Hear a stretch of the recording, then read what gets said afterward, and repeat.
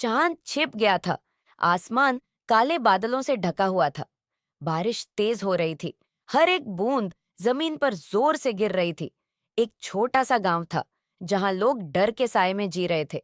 पिछले कुछ महीनों से गांव में अजीब सी घटनाएं हो रही थीं। रातों को चीखने की आवाजें सुनाई देती थीं। जानवर अचानक मर रहे थे और लोगों के शरीर पर अजीब से निशान दिखने लगे थे। गांव के लोग डर से सहमे हुए थे। कोई समझ नहीं पा रहा था कि आखिर हो क्या रहा है। कुछ बुजुर्गों ने कहा कि यह सब एक शाप है, किसी प्राचीन शक्ति का क्रोध है। गांव में दहशत का माहौल था। हर कोई अपने घर में कैद होकर रहने लगा था। एक रात एक युवक विजय अपने घर से बाहर निकला। उसे अपने खेत में कुछ देखना था। रास्ते में उसे एक अजीब सी आवाज सुनाई दी। वह धीरे धीरे उस आवाज की तरफ बढ़ा। वह एक पुराने कुएं के पास पहुंचा।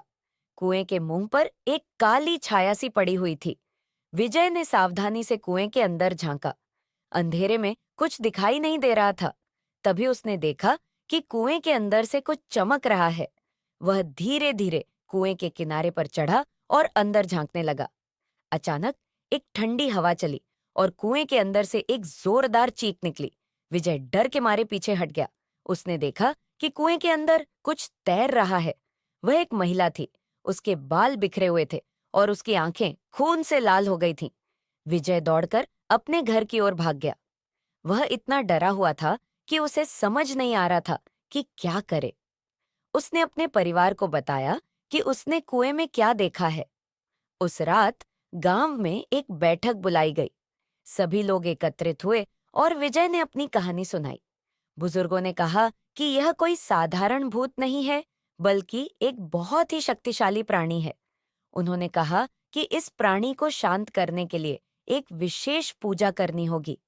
गांव के सभी लोगों ने मिलकर पूजा की तैयारी शुरू कर दी। उन्होंने पूरे गांव में शुद्धिकरण किया और एक बलिदान की भी व्यवस्था की। पूजा के दिन सभी लोग एकत्रित हुए और पूजा शुरू हुई। पूजा के दौरान अचानक एक भूकंप आया। धरती हिलने लगी और आसमान में बिजली चमकने लगी। सभी लोग डर के मारे चीखने लगे। तभी कुएं से एक जोरदार आवाज आई और फिर सब शांत हो गया। सुबह होने पर लोगों ने देखा कि कुएं का पानी सूख गया है और गांव में फिर कभी कोई अजीब घटना नहीं हुई।